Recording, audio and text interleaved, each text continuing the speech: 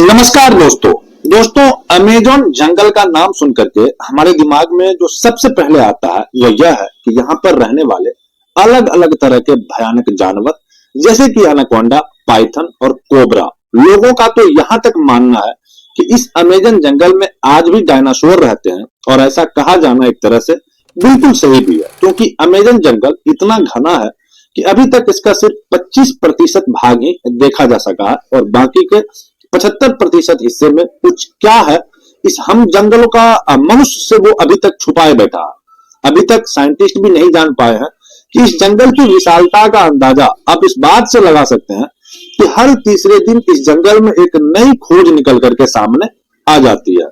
तो आज हम आपको इस वीडियो में अमेजन जंगल के बारे में कुछ खास चीजें तो बताएंगे ही, साथ ही हम आपको यह भी बताएंगे कि इस जंगल का निर्माण कैसे हुआ।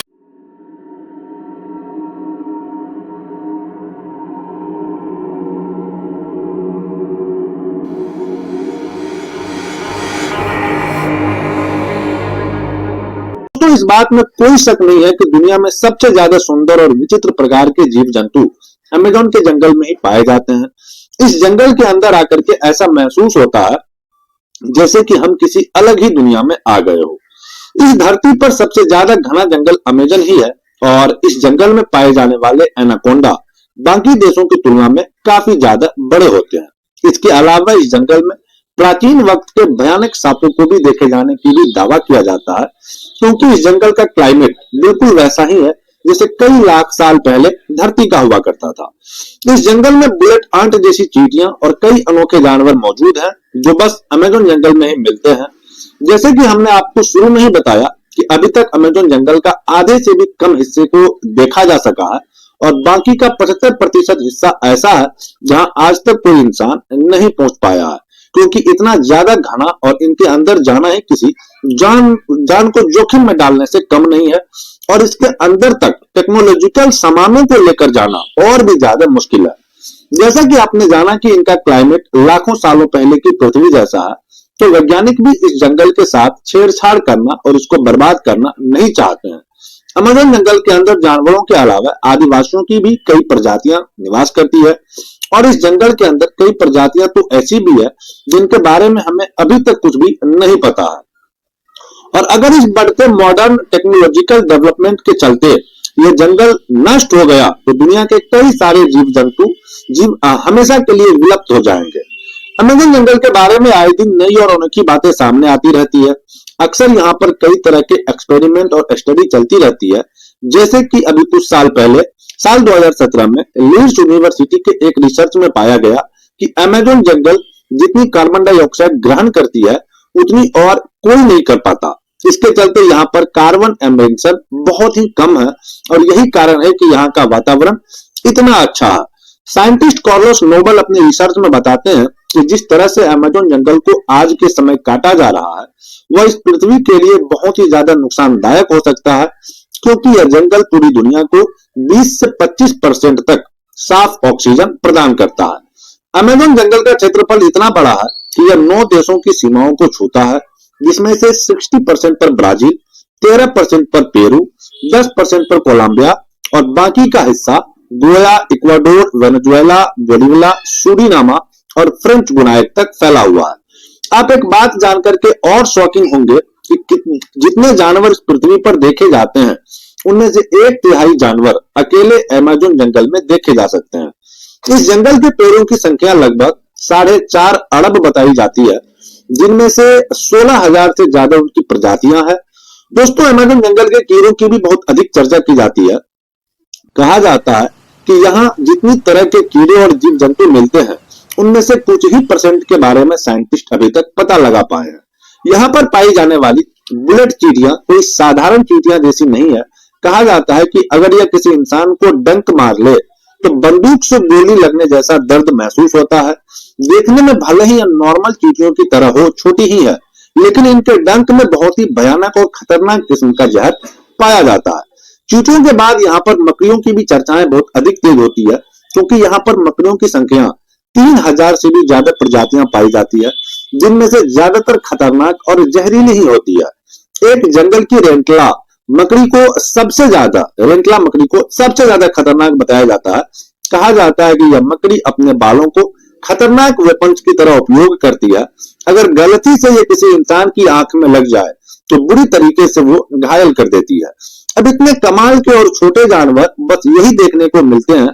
तो ये तो हो गई उन जंगल के बारे में कुछ खास बातें, लेकिन इन सबसे जो बेहद खास है वो यह है कि यह जंगल बना कैसे। यह जानकर आप और चौंक जाएंगे, क्योंकि आप कह सकते हो कि अमेज़न जंगल जिस तरीके से बना है उसने लगभग आधी पृथ्वी को बर्बाद कर दिया है।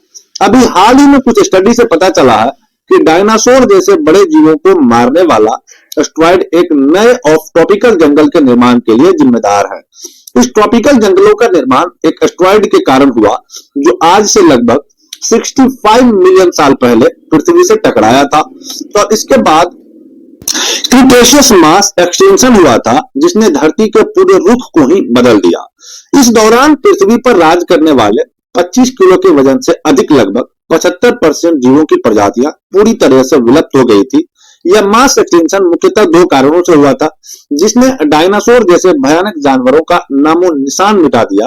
सबसे पहले लगभग 65 मिलियन साल पहले 10 किलोमीटर साइज जितना विशाल एस्टेरॉयड हमारी धरती से टकराया और इस एस्टेरॉयड के पृथ्वी से टकराने के कुछ ही टाइम बाद कई किलोमीटर तक आग का गोला फैल गया था। इस आग के गोले ने रास्ते में आने वाली सभी जीवों की प्रजातियों को पूरी तरीके से नष्ट कर दिया। इस एस्टेरॉयड की टक्कर में समुद्र में कई किलोमीटर ऊंची खतरनाक लहरें उठी जिन्होंने चारों तरफ तबाही मचा दी। इस टक्कर के कारण निचली धूल कुछ ही वक्त में पूरे आसमान में फैल गई, जिसकी वजह से हमारी धरती का वायुमंडल काफी वक्त के लिए धूल और गैस से ढका रहा, जिसके कारण सूरज से आने वाली प्रकाश की किरणें धरती की सतह पर नहीं पहुंच पाती, जिसकी वजह से धरती का तापमान कई डिग्री सेल्सियस तक गिर गया। इस महाप्रलय की वजह से जीव जंतु और पेड़ पौधे बुरी तरीके से नष्ट हो गए और अब कुछ महीने के बीतने के बाद धीरे धीरे पृथ्वी के वायुमंडल से धूल और गैस के बादल साफ होना शुरू हुए और प्रकाश की किरणें एक बार फिर से धरती पर पहुंचने लगी। इस मास एक्सटेंशन के बाद चूहे की तरह दिखने वाले मल और दूसरे जीवों की प्रजातियां अस्तित्व में आई, जिन्होंने कई लाखों साल के एवोल्यूशन के बाद मैमल के अंदर और बंदरों में इंसानों का रूप लिया। यह एस्टेरॉयड यानी उल्कापिंड हमारे जीवन के लिए बहुत ही ज्यादा जरूरी था। अगर यह उल्कापिंड पृथ्वी से नहीं टकराया होता तो डायनासोर कभी खत्म नहीं होते और हम इंसानों का अस्तित्व कभी सामने आ ही नहीं पाता। और यह एस्टेरॉयड यानी उल्कापिंड ही यह कारण है जिसकी वजह से अमेज़न जंगल इतना ज्यादा घना है और यहाँ पर कई अनेक जीव जंतु रहते हैं। दरअसल आज जिस जगह पर अमेज़न जंगल है वहां पर डायनासोर के समय बहुत ही लंबे लंबे पेड़ हुआ करते थे, लेकिन डायनासोर की प्रजातियों में कई शाकाहारी डायनासोर भी होते थे जो इन पेड़ों के बढ़ने का मौका नहीं देते थे, क्योंकि वह उन पेड़ों को बढ़ने से पहले ही खा जाया करते थे। लेकिन जब उल्कापिंड गिरा तो डायनासोर पूरी तरीके से विलुप्त हो गए और अब इसके बाद इन पेड़ों को खाने वाला कोई नहीं था। लेकिन जो यह उल्कापिंड था वो बिल्कुल ठीक तरीके से अमेज़न जंगल के ऊपर गिरा था, जिसकी वजह से उस टाइम में यह जंगल पूरी तरीके से नष्ट हो गया था और यहाँ पर भी कोई जीव जंतु नहीं बचा। साथ ही यह जगह पूरी तरीके से रेडिएशन से भर गई थी।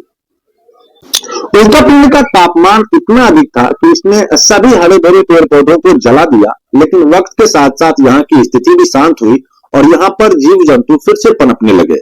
पेड़ पौधे उगना शुरू हुए, लेकिन अब की बार जो पेड़ पौधों को खाने वाला कोई जीव जंतु मौजूद नहीं था, जिनकी वजह से पेड़ पौधे बड़ी तेजी से साथ बढ़ गए।